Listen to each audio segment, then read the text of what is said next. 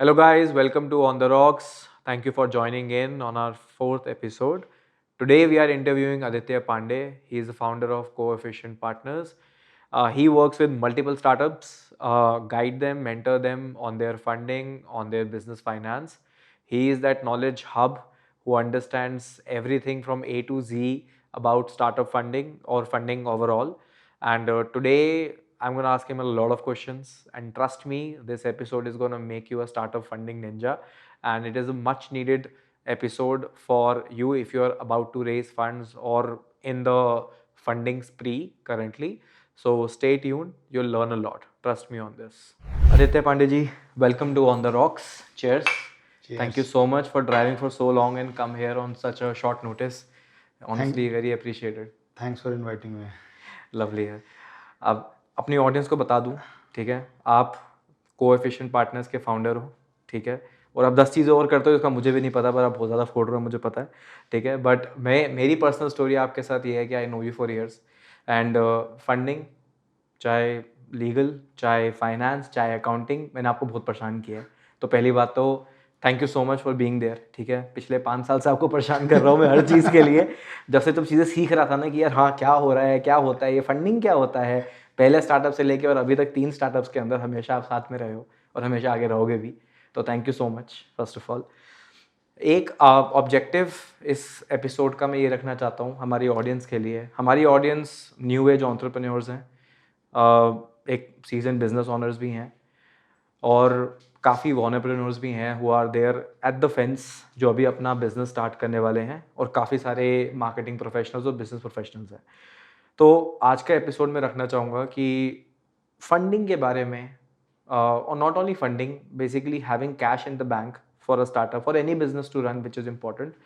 ये इसके लिए हम क्या स्ट्रैटेजी रखें, ठीक है, बिकॉज आप उसके मास्टर हो, ठीक है, आपको उसका में एंड टू एंड सब पता है ना. मुझे पता है वो सारी नॉलेज मैं आपसे खींच के ना आज अपनी ऑडियंस को देने वाला हूँ, ठीक है. शुरू करते हैं. पहले तो अपने बारे में थोड़ा बता दो, ठीक है. कोएफिशिएंट पार्टनर करता क्या है उसके बारे में भी, and how did you get into this. पहली बात तो मुझे भी नहीं पता ये कि how did you get into finance, legal and accounting, and अभी कोएफिशिएंट पार्टनर में आप क्या कर रहे हो और अभी विजन क्या है. तो कोएफिशिएंट पार्टनर्स हमने 2015 में बनाई थी विद 4 पार्टनर्स. नाउ उसमें हुआ क्या था कि हम लोगों ने जस्ट सीएस कंप्लीट किया था अपना, और मेरा सीए फाइनल चल रहा था. तो उस समय हम लोगों ने स्टार्ट किया था, और उस समय स्टार्टअप इकोसिस्टम अभी मतलब बूस्टअप कर रहा था.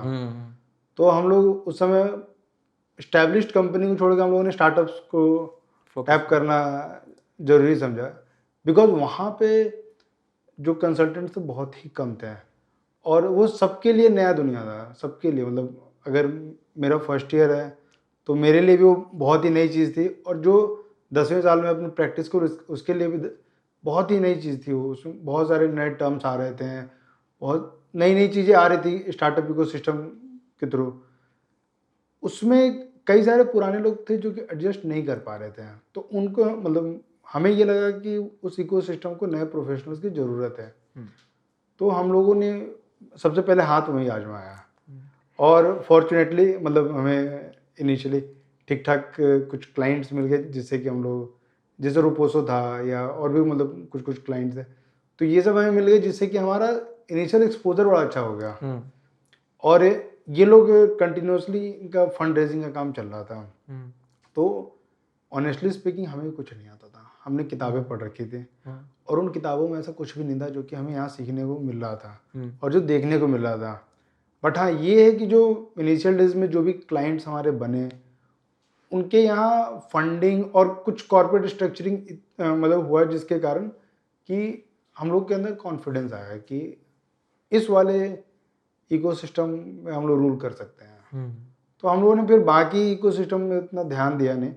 बट ये है कि स्टार्टअप के पास पैसों की तंगी होती है, और पैसों से भी ज़्यादा तंगी होती है मैन पावर के. 2 3 4 लोग मिलकर एक स्टार्टअप को खड़ा करते हैं.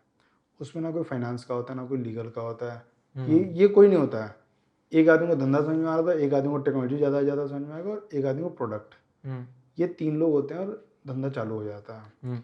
लेकिन डे 1 से आपका लीगल स्टार्ट है, आपका फाइनेंस का काम स्टार्ट है, अकाउंटिंग, कॉम्प्लायंस, ये सारी चीज़ें थी। तो हम लोगों ने एक ऐसा इकोसिस्टम बनाया है कि वन रूफ सॉल्यूशन, कि आप आ जाओ, हम आपको मतलब आप धंधा करो, धंधा खड़ा आप करो, उस धंधे को खड़ा करने के पीछे का जो बैक ऑफिस, जो फाइनेंस है, जो कॉम्प्लायंस है, वो सारी चीज़ें जिससे कि आपको नेक्स्ट राउंड ऑफ फंडिंग में आसानी हो, वो हम आपके लिए करके दे देंगे।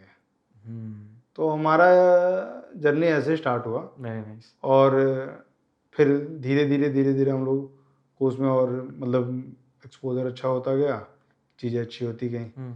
उसके बाद कुछ मतलब हम लोगों ने, अभी स्टार्टअप्स भी अब बड़े हो रहते हैं, तो जैसे स्टार्टअप्स बड़े होते हैं, जैसे आप सुनते हो कि एक्वायर कर लिया या ये स्टार्टअप बंद हो गई, तो दोनों के लिए अलग अलग प्रोसीजर है। तो एक स्टार्टअप को एक्वायर करवाने से लेकर उसको बंद करवाने तक का भी जो प्रोसीजर था वो भी हमें सीखना पड़ा कि अब कई बार एक्वायर इसलिए हो जाती है बिकॉज अब वो बंद, मतलब due to some legal things हम उसको बंद नहीं कर सकते हैं। अब लोन खड़ा है या कुछ खड़ा है, हम बंद नहीं कर सकते, तो उसको एक्वायर करवाया गया। अब कई जगह है कि जहाँ पे उसमें कुछ है ही नहीं, कोई एक्वायर भी नहीं करेगा, तो उसको बंद करवाया गया। कुछ जेन्युइन ट्रांजेक्शन्स भी थे कि जहाँ पे कंपनी ए ने कंपनी बी को परचेज किया फॉर सम बिजनेस प्रोपोजिशन। तो ये सारा ट्रांजेक्शन करने के बाद अब जाके हम लोग को ये लगता है कि हाँ, कोई अगर स्टार्टअप अगर किसी को बनाना है, तो अब हम लोग एक लेवल तक तो उसको सोल्यूशन दे देंगे। Very nice. मैं आपके साथ एक स्टोरी शेयर करता हूँ। जब 2017-18 में जब मतलब हमारा फर्स्ट फंड रेज चल रहा था, जहाँ पर मैं आपसे मिला भी था पहली बार, उससे पहले जब फंड रेज मेरा पहला था, तो मैं उस टाइम पे देख रहा था यार सारे के सारे इन्वेस्टर्स बड़े के मतलब श्रूट से वाइब आ रही है सब में से, वेरी डायरेक्ट टू टॉक है ना, मतलब यार पहले किया है हमने एकदम प्रॉपर पंजाबियों जैसा बिजनेस है ना। उसके बाद जब मैं थोड़ा फंडिंग वाले गेम में गया तो मैं देखा यार सारे के सारे बड़े टू द पॉइंट डिस्कशन कर रहे हैं, और सारे जो फाइनेंस वाले उनकी तरफ से जो लोग आते हैं बड़े ज़्यादा एकदम स्ट्रिक्ट माइंडसेट वाले लगते हैं मुझे, है ना।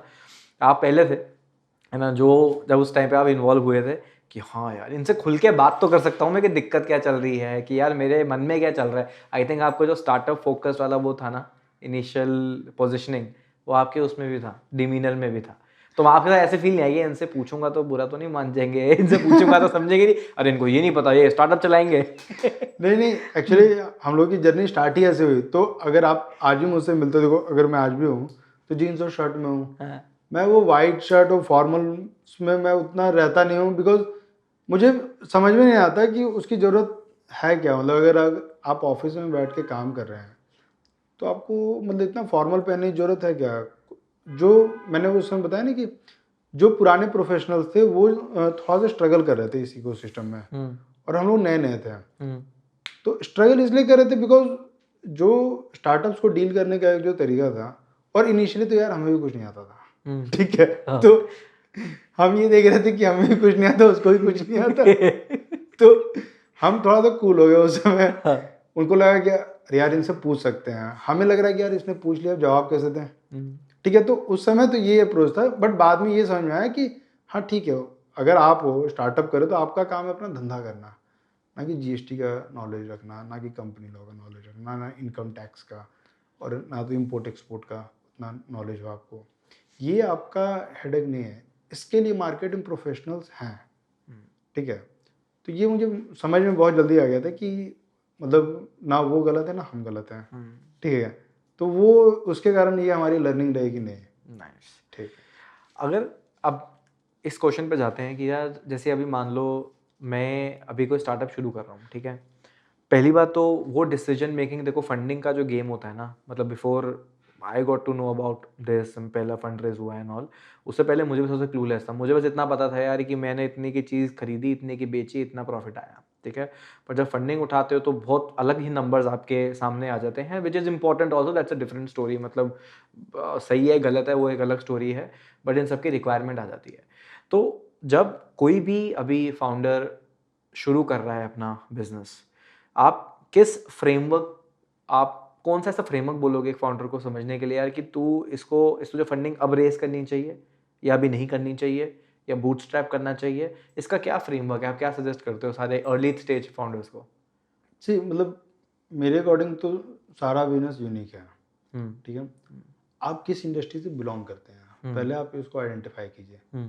अगर आप टेक साइड से हैं तो obviously you need fund, because day one से उसमें रेवेन्यू नहीं आता, ठीक है। इनिशियली आपको ठीक ठाक टाइम तक उस पर काम करना पड़ता है, प्रोडक्ट तैयार होता है, प्रोडक्ट फिर मार्केट में जाता है, मार्केट में उस मार्केट से रिस्पॉन्स आता है, करेक्ट। तो उसमें रेवेन्यू आते आते टाइम लगता है। तो वहाँ तो मुझे ये पता चलता है ठीक है आपने स्टार्ट किया है और आपके पास एक आइडिया है, आपने एक MVP बना लिया और उसके बेसिस पे आप फंड रेज कर लो। अगर आप लेकिन D2C ब्रांड से हो, अगर आपने कोई D2C ब्रांड खोल रखा है तो इन दैट केस मुझे लगता है पहले आप रेवेन्यू अचीव करो, ठीक है। पहले जब मैं बता दूं 2015 में जो सिनेरियो चल रहा था कि आपने सोच लिया और आपको फंडिंग मिल जाती है, वो आज नहीं है। हाँ। आज आपको रेवेन्यू चाहिए in case of D2C brands. अगर आप D2C ब्रांड खड़ा करने पे हैं तो आपके पास क्या नंबर्स हैं, और जितने अच्छे नंबर्स आपके होंगे उसके अकॉर्डिंग आपका वैल्यूएशन डिसाइड होगा कि हाँ भाई क्या वैल्यूएशन आना है, क्योंकि वैल्यूएशन का कुछ सेट फार्मूला है। तो वो अगर आपके नंबर्स ही नहीं है तो आप कहाँ से वैल्यूएशन लाओगे, फिर आपका लिक्विडेट ज़्यादा हो जाएगा इनिशियल फेज में। फिर जब आपको स्केल अप करने के लिए फंड की जरूरत होगी तो पता चलेगा कि फाउंडर ही निकल गया, स्टार्टअप रह गया। तो ये सब भी दिक्कत आ जाती है। तो मेरे अकॉर्डिंग कि आप किस इंडस्ट्री से बिलोंग करते हैं ये बड़ा इंपॉर्टेंट है। अच्छा, तो जहाँ पे इनिशियली कॉस्ट लगेगा पर रेवेन्यू नहीं आएगा, वहाँ पे तो obviously fund raise is the only option. पर जहाँ पे आपको लगता है कि पहले दिन से ही आप सेल करके रेवेन्यू क्रिएट कर सकते हो, चाहे थोड़ा सा आप लॉस कर रहे हो वो आप शायद डेट से कवर कर लो या वर्किंग कैपिटल कुछ friends and self family funding जुगाड़ या लो, फैमिली फ्रेंड से कुछ अरेंज उससे लेके करके आप चला सकते हो। बट एक और स्टेज भी होती है, जैसे आप मतलब अगर मेरा एग्जांपल ले लें तो हम हेल्थ केयर कैटेगरी में जो है एक ब्रांड में, वहाँ पे P&L wise we are profitable, ठीक है, बट यू नो कि how exactly the cash flow moves, ठीक है, बिकॉज द अब प्रॉब्लम क्या है, अगर छोटे स्केल पे खेल रहा हूँ मैं, जैसे if I am playing at 20-30 lakhs a month, तो मुझे लगता है कि यार वहाँ पे फिर भी चीज़ें मैनेज हो जाती हैं, बिकॉज जो कैश फ्लो की रिक्वायरमेंट होती है ना, बिकॉज पेमेंट इनफ्लो का जो टाइम लगता है वो फिर भी मैनेजेबल होता है। पर जैसे मैं अगर मान लो महीने की 1 करोड़ 2 करोड़ सेल कर रहा हूँ, तो वहाँ पे मेरे पास मुझे 30-40% मुझे पता है मेरा पैसा उस महीने तो आएगा नहीं ना, मार्केट में मेरा माल अटका हुआ है, मार्केट में मेरा पैसा अटका हुआ है, चाहे वो मार्केट प्लेस हो चाहे वो लॉजिस्टिक्स कंपनी हो। If you take an example of D2C, मेरा पैसा आना है अगले महीने 15-20 दिन के अंदर उस चीज़। और शुरू में प्रॉब्लम क्या होती है, अपने पर्सनल एक्सपीरियंस से बता रहा हूँ, आपको तो पता ही है, पहले विंटेज नहीं होता बिजनेस का, चाहे नंबर्स भी अच्छे हों, पर फंडिंग नहीं मिलती, डेट नहीं मिलता, सॉरी डेट नहीं मिलता, डेट नहीं बैंक मिलता, फाइनेंस नहीं करता। बैंक फाइनेंस नहीं करता। क्या सजेस्ट करोगे, कैसे सॉल्व करें अगर मुझे फास्ट ग्रोथ करनी है, बैंक मुझे डेट एक नहीं बार दे ही रहा? अगर आपके नंबर्स आने लगे हाँ। तो फिर आप फंडिंग पे जा सकते हो, अच्छा। बिकॉज सी आपको इन एनी केस, ऐसा नहीं मैंने बोला कि D2C ब्रांड में फंडिंग की जरूरत नहीं है। वहाँ पे क्या है कि आपको स्केल अप करने के लिए फंडिंग चाहिए। अगर आपको स्केल करना है तो आपको फंड चाहिए, और IT कंपनी अगर आप कोई टेक्नोलॉजी बना रहे हैं तो वहाँ पे तो उस टेक्नोलॉजी को बनाने के लिए फंडिंग चाहिए। Got it. तो दो डिफरेंट स्टेज है जहाँ पे आपको फंडिंग लेनी है। मतलब IT कंपनी तो डे वन पे आपको पहले फंडिंग चाहिए, आइडिया स्टेज पे ही आपको फंडिंग चाहिए। बट अगर आप D2C ब्रांड है, अगर आपने सपोज 10 प्रोडक्ट आपके दिमाग में है, 2-3 प्रोडक्ट भी आपने लॉन्च कर दिया और 2-3 प्रोडक्ट से कुछ रेवेन्यू आने लगा, और आपको पता है कि इससे भी और मार्केट को पेनिट्रेट किया जा सकता है इसी प्रोडक्ट से, तो पेनिट्रेट करने के लिए पैसा चाहिए। फिर आपको मतलब वहाँ पे फंडिंग आपको रेज कर लेनी चाहिए, ठीक है। अब इसमें मेन क्वेश्चन आता है कितना करें अभी, जो सबसे मेजर क्वेश्चन की हाँ, और पता dilute चले कितना करें? कितना हाँ। डाइल्यूट करें, कितना हाँ। क्या करें। हाँ। सी तुम मेरे अकॉर्डिंग तो जो 2-3 ब्रांड्स सॉरी 2-3 प्रोडक्ट जो आपने अभी लॉन्च किया है, और जो भी 6-8 महीने का उसका आप प्रोजेक्टेड फिगर बनाते हैं, उस फिगर को अचीव करने के लिए जो पैसा चाहिए, प्लस इसके पैरेलली कुछ और प्रोडक्ट को लॉन्च करने का पैसा, और टोटल मिला के साल भर का आप 1 साल का मिनिमम रनवे, अगर फर्स्ट राउंड आप उठा रहे हैं तो मिनिमम 1 साल का आप रनवे रेज कीजिए, अदरवाइज आप फंडिंग में उलझ कर रहेंगे। अगर मैं प्रॉफिटेबल हूँ तब तो रनवे वाला पूरा कैलकुलेशन इस गायब ना, अगर मैं प्रॉफिटेबल हूँ। नहीं प्रॉफिटेबल, सी प्रॉफिटेबल तो आप आज भी हैं, लेकिन आज क्या है कि वर्किंग कैपिटल रिक्वायरमेंट है आपके, करेक्ट। तो आप वर्किंग कैपिटल को ही तो फाइनेंस कर रहे हैं। सी अगर आपका ग्रोथ होता जाएगा तो जैसे जैसे ग्रोथ होगा वैसे वैसे आपकी फंडिंग की रिक्वायरमेंट बढ़ती जाएगी, करेक्ट। बिकॉज वर्किंग कैपिटल आपका बढ़ता जाएगा।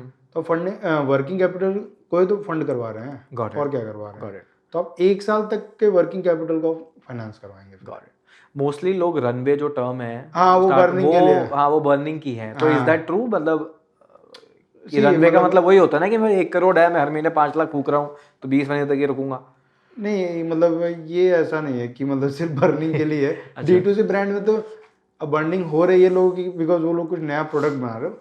अदरवाइज जो ट्रेडिशनल प्रोडक्ट है उसमें बर्निंग नहीं होती है, लेकिन वहाँ रनवे इस सेंस में भी यूज किया जाता है कि जहाँ वर्किंग कैपिटल कम ना पड़ जाए, कि जहाँ ग्रोथ ना रुके, गॉट इट, गॉट इट, वो भी मेक रनवे सेंस, है। Make sense. एक पहला राउंड मार रहा है बच्चा, ठीक है, अभी उसका प्रोडक्ट अच्छा है, उसको इनिशियल कस्टमर कॉन्फिडेंस मिल गया है, let's put a number two it also, let's say 7-8 lakh monthly with his own efforts वो कमा रहा है, और अभी तो छोटा स्केल है तो प्रॉफिटेबल भी है।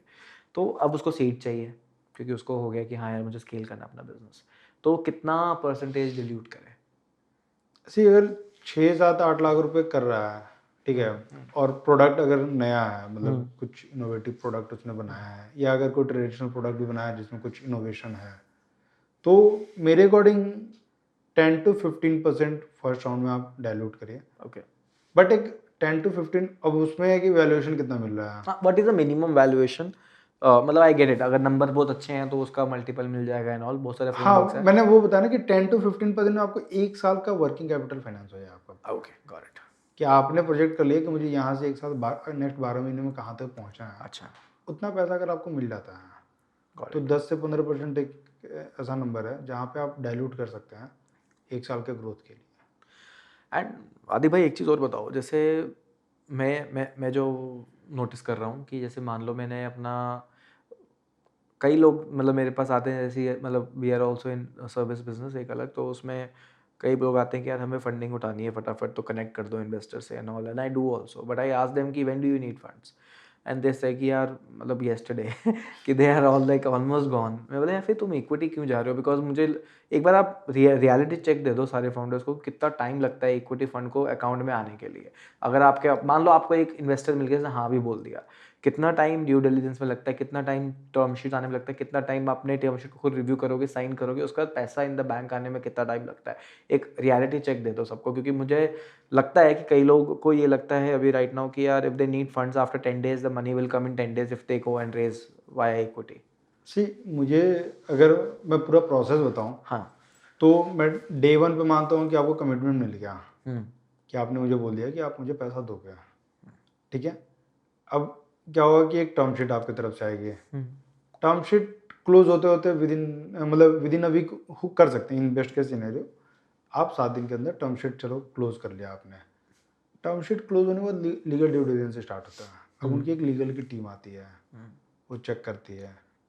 अब ये डिपेंड करता है कि कंपनी कब बनी है, और आपका ये जो इवेंट है डे 1 वाला, ये कितने, मतलब कई केसेस में क्या होता है कि 15 दिनों के अंदर आपने स्टार्ट कर लिया, तो उस केस में लीगल ड्यू डिलिजेंस के नाम पे बहुत कम होता है। बट अगर आपने मान लीजिए 6-8 महीने कंपनी चलाया या साल भर चलाया, इन दैट केस 1 से 1.5 महीने का, 1 महीना से 1.5 महीना लग जाता है। ओके। आपका कोई ऐसा एक्सपीरियंस आपने जो देखा हो, क्योंकि आप you work with multiple startups है ना, तो जहाँ पे इन्वेस्टर की वजह से कंपनी का थोड़ा नेगेटिव डाउन चीज़ें शुरू हो गई, एक कंपनी मतलब without taking names of course, I get it, एक कंपनी से मैं नाम डिस्क्लोज नहीं करूँगा, ऑफ कोर्स। तो उसमें मतलब 25 लाख रुपीस का सीड राउंड हुआ था, हाँ, और जो इन्वेस्टर था उसने वो 25 लाख रुपए तकरीबन 14-15 महीने में दिया था।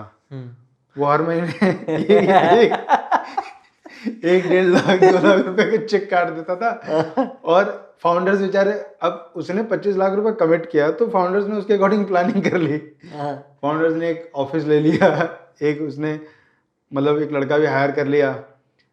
अब पता चल रहा है कि 60,000 का ऑफिस का रेंट और 25,000 रुपये उस बेचारा लड़के का एम्प्लॉय का कॉस्ट जा रहा है। मतलब वो 1.5 लाख रुपए से 85,000 यहाँ चला गया, और उसने मुझे इंगेज कर रखा था, तो मैं अपना एक फी ले रहा था। तो उसके बाद जो बचता था उसमें वो कहते सर इस पैसे का करना क्या है, तो मैंने बोला कि आप मांगो उससे। फिर बेचारे वो मांगते थे, फिर वो 1.5 लाख रुपए का नेक्स्ट मतलब 15-20 दिन चेज करने के बाद वो 1.5 लाख रुपए चेक काट देता था। तो वैसे 14 से 15 महीने तक वो चलता रहा, और 15 महीने में जाके उसको कोई दूसरा इन्वेस्टर मिल गया।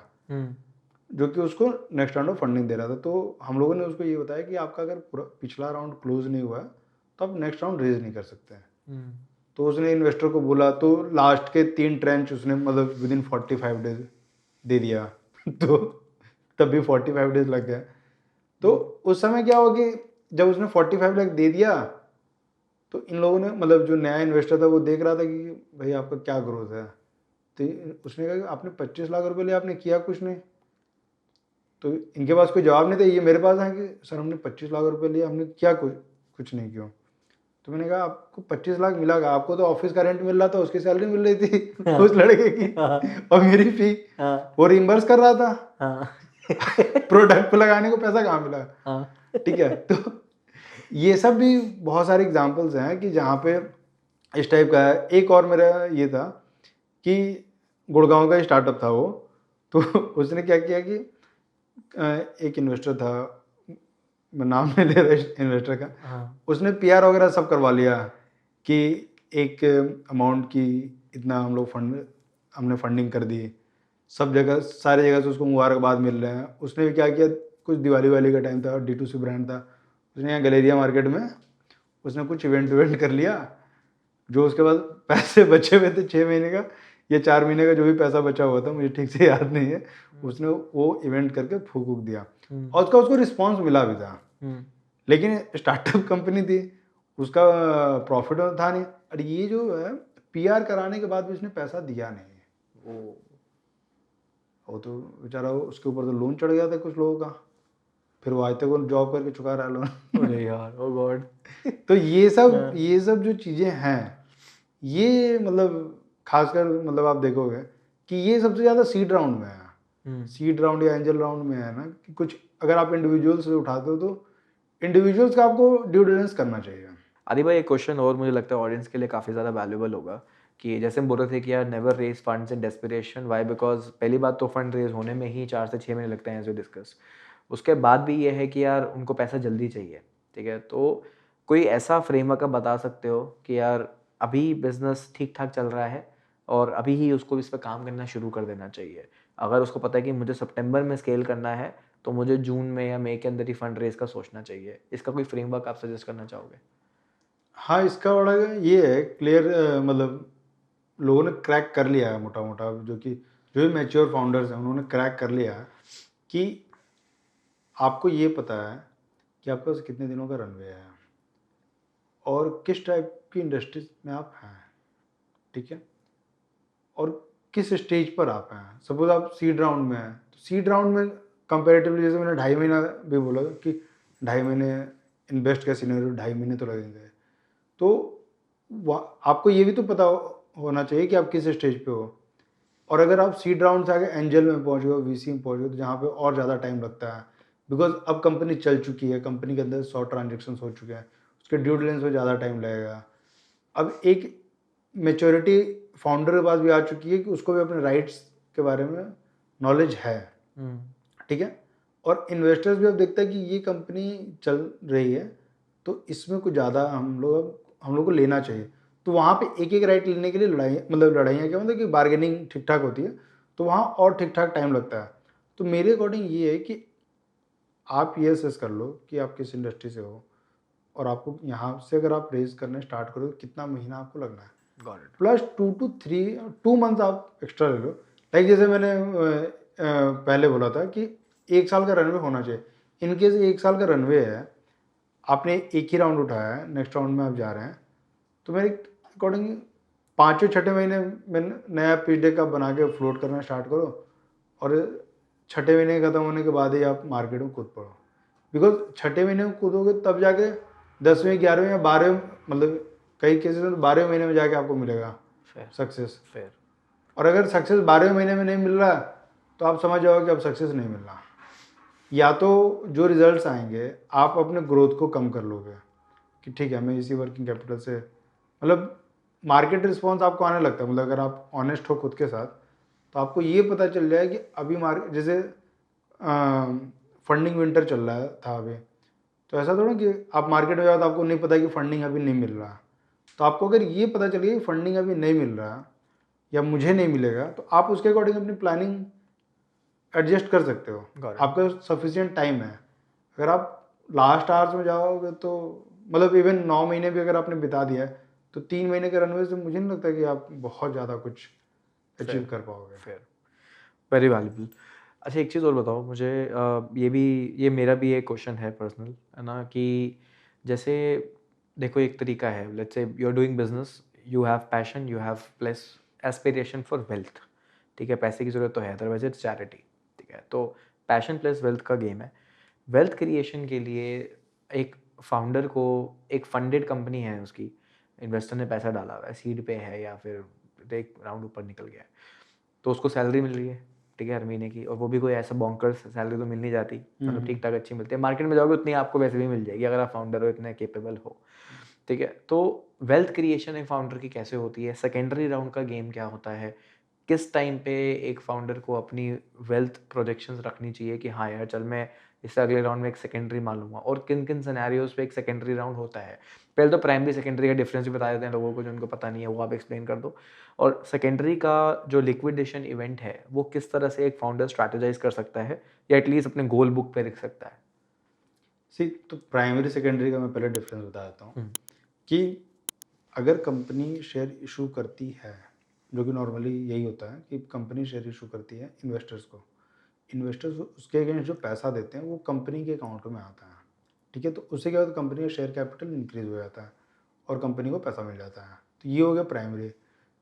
सेकेंडरी की जो एग्जिस्टिंग शेयर होल्डर हैं, अगर वो अपने शेयर्स को बेचते हैं किसी थर्ड पार्टी को या किसी को भी, तो that is called secondary shares. अब ये क्वेश्चन है कि कब वो अपना वेल्थ प्लानिंग करें कि थोड़ा सा पैसा तो मेरे अकाउंट में होना चाहिए। सी अलग अलग कंपनीज में अलग अलग फिर से, जैसे अगर आईटी कंपनी है तो आईटी कंपनी में अगर प्रोडक्ट एक बारी तैयार हो गया और जिसको मार्केट ने एक्सेप्ट कर लिया, तो मेरे अकॉर्डिंग पहला वो मोमेंट होता है कि जब आपको कुछ अपना मतलब, बिकॉज आपने इतना ये इतना मतलब आईटी कंपनी में इतना आसान नहीं है कि आपने प्रोडक्ट तैयार कर लिया, मार्केट ने उसको एक्सेप्ट कर लिया, अब सिर्फ स्केल अप करना बाकी है, ठीक है। तो ये इतना मतलब ये स्टेज यहाँ तक भी पहुँचना आसान नहीं, लोगों का प्रोडक्ट तैयार नहीं होता, ठीक है। तो मेरे अकॉर्डिंग अगर आपका प्रोडक्ट तैयार हो गया, मार्केट ने आपको एक्सेप्ट कर लिया, तो वहाँ पे फर्स्ट सेकेंडरी अगर आप आईटी कंपनी चला रहे हैं, इन दैट केस आपको फर्स्ट सेकेंडरी जो है वहाँ पे ट्राई करना चाहिए, या ट्राई क्या करना चाहिए, प्लान करना चाहिए। ओके। बट अगर आप D2C कंपनी चला रहे हैं, आपकी कंपनी प्रॉफिट में आ गई, आपने कंपनी को ऑटोमेट कर दिया, अब आप प्लान करिए। अगर जिस दिन प्रॉफिट में आ गए, ठीक है, और आपने ऑटोमेट कर दिया प्रोसेस, अब आप वहाँ से बिल्कुल प्लान कीजिए। अगर आप नहीं कर रहे हैं तो आप लेट कर रहे हैं। बट इसमें एक चीज़ बताइए ना, जैसे मैं बेचना चाहता हूँ, वो मेरा इंटेंशन है, पर खरीदना कौन चाहता है। मेरी एक बात बताइए, जैसे कि कंपनी प्रॉफिटेबल है, let's put some numbers also कि बंदे रिलेट कर पाए कि स्केल की बात कर रहे हैं हम, जो थोड़ा डुएबल भी है, एकदम आउट ऑफ द ब्लू, क्योंकि 100 200 300 करोड़ वाली चीज़ें फिर मतलब हज़ार, मतलब हज़ार भी कम, ज़्यादा कम बोल रहा हूँ मैं, 1 लाख में से एक होती है। एंड लेट्स से कोई बंदा 1 करोड़ की महीने की सेल कर रहा है, जो काफ़ी फाउंडर्स कर रहे हैं जिनको मैं जानता हूँ, 12 करोड़ की सेल कर रहा है साल की, और अप्रॉक्सीमेटली 1 करोड़ का प्रॉफिट कमा रहा है बैट। तो अब वो घर पे तो पैसा ऑब्वियसली लेके नहीं जाता, देखिए कंपनी की ग्रोथ के लिए पैसा चाहिए उसको एंड ऑल दैट। तो अब वो बोलता है यार कि मैं अपना सेकेंडरी देना चाहता हूँ। अब वो कंपनी 12 करोड़ के ARR वाली कंपनी है, अब वो जाके रोल आउट करेगा, इन्वेस्टर को बोलेगा मुझे सेकेंडरी बेचना है, ठीक है, मतलब शेयर बेचना चाहता हूँ, वो है मैं बेचना चाहता हूँ, बट खरीदेगा कौन, क्योंकि इन्वेस्टर तो ये बोलेगा 12 करोड़ के तो सिर्फ तुम्हारा स्केल है, मैं कंपनी में पैसा दूंगा, प्राइमरी दूंगा, जिससे कंपनी तो बड़ी हो कम से कम, मैं तुम्हारी जेब क्यों भरूँ। तो ये कैसे मैप आउट करना चाहिए। इसलिए मैंने कहा था कि जब कंपनी, अगर मैं D2C कंपनी की बात करूँ, तो D2C कंपनी में जब आपका प्रोडक्ट मतलब सॉरी कंपनी प्रॉफिटेबल हो गई है और प्रोसेस ऑटोमेट हो गया, उस समय क्या होता है कि आते हैं लोग, जैसे सपोज सेम इंडस्ट्री का है या कोई उस इंडस्ट्री में एंट्री लेना चाह रहा है, वो इन्वेस्टर नहीं होता मेजरली। स्ट्रैटेजिक। हाँ, स्ट्रैटेजिक इन्वेस्टर होगा ओके। कि जो फंड तो डाल ही रहा है, वो कुछ और इंफ्रास्ट्रक्चर लेके आ रहा है आपके लिए, सो दैट कि आपको पैसों की ज़रूरत नहीं है, बट आपको इंफ्रास्ट्रक्चर की ज़रूरत है। अगर जो कंपनी 1 CR का मंथली रन रेट कर रही है, तो कई सारे लोग हैं मतलब जो कि हमारे और आपके एज के हैं, तो उनके पास वो तजुर्बा नहीं है कि उसको जैसे आपने कहा कि बड़ी बड़ी बातें नहीं करेंगे, तो 100 CR तक कैसे ले जाना है, वो ना उनके पास इंफ्रास्ट्रक्चर है और ना वो तजुर्बा है। तो ये दो चीज़ वो बोर्ड पे लाते हैं, ना कि पैसा, बिकॉज कंपनी ऑलरेडी पैसा कमा रही है और कंपनी को पैसों की ज़रूरत नहीं है।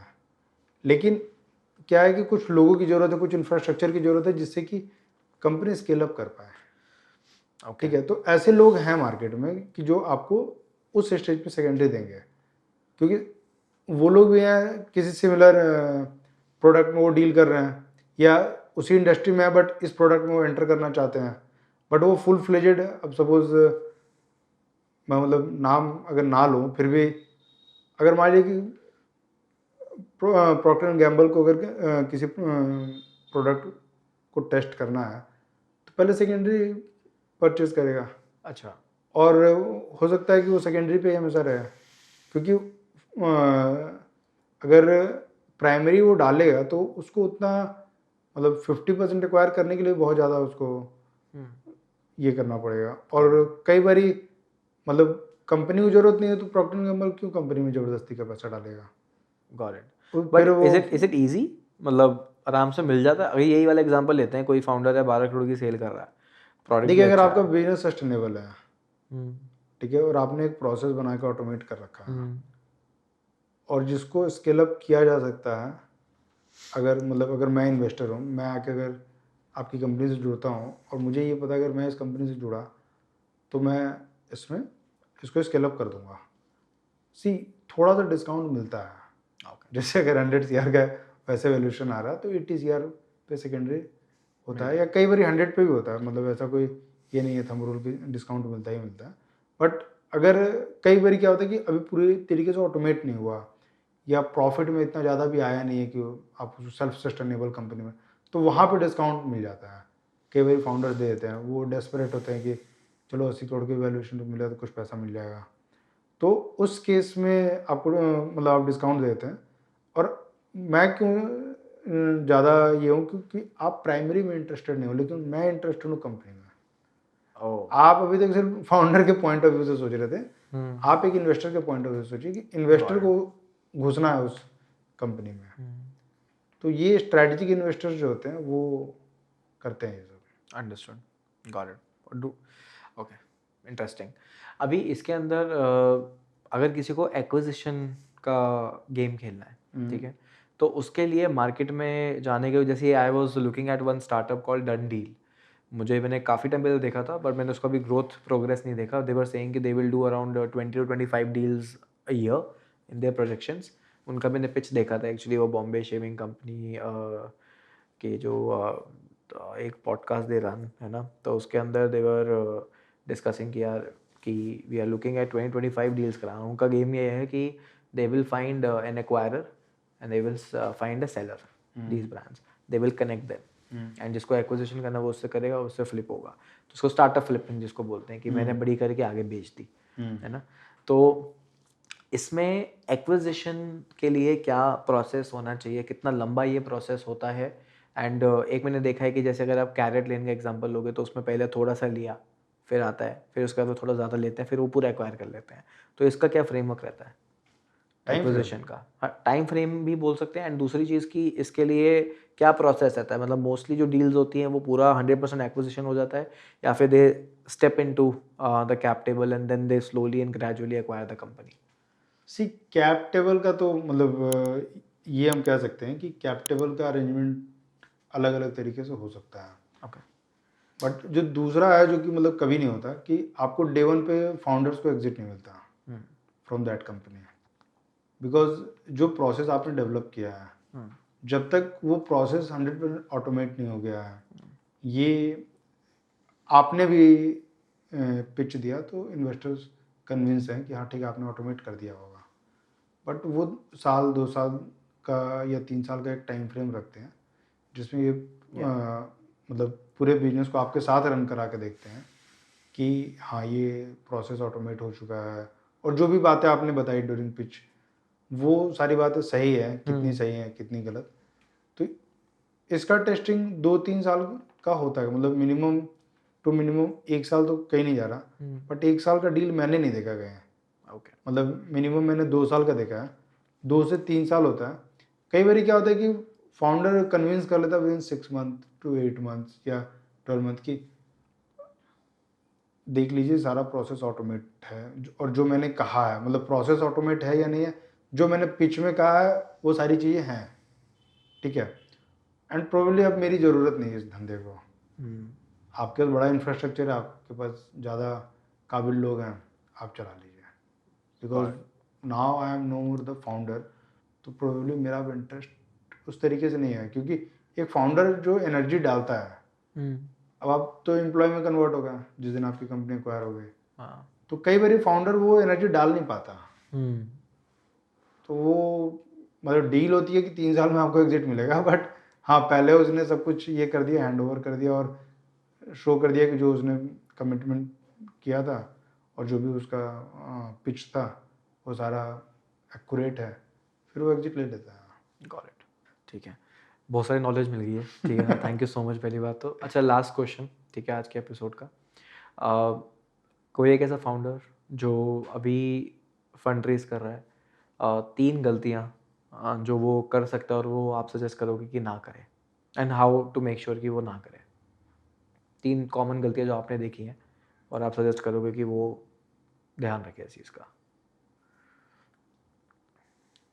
फाउंडर्स एक्चुअली होता क्या है कि हम लोग फंड रेजिंग जो लोग भी करते हैं, तो उनके साथ एक दिक्कत क्या है कि मतलब अभी तो अश्निरोर का इतना पॉडकास्ट आ गया कि उसने ठीक ठाक एजुकेट कर दिया है, लेकिन वो सही बोलता है एक बात कि हाँ मतलब धंधा करना भी काम है। मतलब अगर आप देखो स्टार्टअप इकोसिस्टम को, तो ठीक ठाक जो डिस्कशन है वो फंडिंग के इर्द गिर्द घूम रही है कई बार। तो फंडिंग धंधा नहीं है, धंधा अलग है और फंडिंग अलग है। तो आप फंडिंग में इतने मतलब खो मत जाओ कि आपका धंधा आपसे खो जाए, ठीक है। ये मतलब मुझे लगता है कि बड़ा बेसिक गलती है जो कि हर कोई कर रहा है। सेकेंड है कि लीगल कॉम्प्लायंसेस। सी हमें ये लगता है कि पैसा आएगा सब कुछ हो जाएगा, अभी जैसे चल रहा है चलने दो, ऐसा नहीं होता। आप कभी भी मान लीजिए कि अगर आपको एक्स अमाउंट किसी ने कमिट किया है किसी वैल्यूएशन पे, तो उसका जो मैंने बताया कि लीगल ड्यू डिलिजेंस होगा, फाइनेंशियल ड्यू डिलिजेंस होगा, और जो नॉन कॉम्प्लायंसेस उसमें पाए जाएंगे, उसके बेसिस पे फिर आपके वैल्यूएशन को कम भी किया जाता है। ऐसा नहीं है कि जो वैल्यूएशन मैंने एक दिन बोल दिया, कल आके ये पैसा इस अमाउंट का चेक ले लेना। तो ये 3-3.5 महीने का जो पूरा एक्सरसाइज है, उस एक्सरसाइज में ये भी होता है कि आपने जितनी गलतियां कर रखी हैं, हर गलती की कीमत है, तो कीमत आपको चुकानी होती है। Got it. ठीक है। एंड थर्ड, ज़्यादा इमोशनल होने की जरूरत नहीं है। धंधा ही कर रहे हैं, मतलब घर का कोई काम नहीं कर रहे हैं, ये मतलब प्रोफेशनल एक्टिविटी है। आदमी को ज़्यादा इमोशनल नहीं होना चाहिए इसमें। Okay, got it. Thank you so much,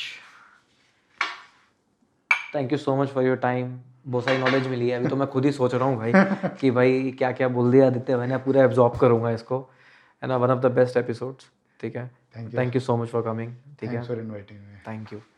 Hello, hello. Thank you so much for watching till the end. I hope you would have enjoyed and learned a lot. And stay tuned with On the Rocks for the upcoming 5th episode. I appreciate your time. Please share your feedback, subscribe to the channel, share it with your friends. I'm sure it will give a lot of value to all your friends who are about to raise funds and learn a lot about startup funding. Thank you.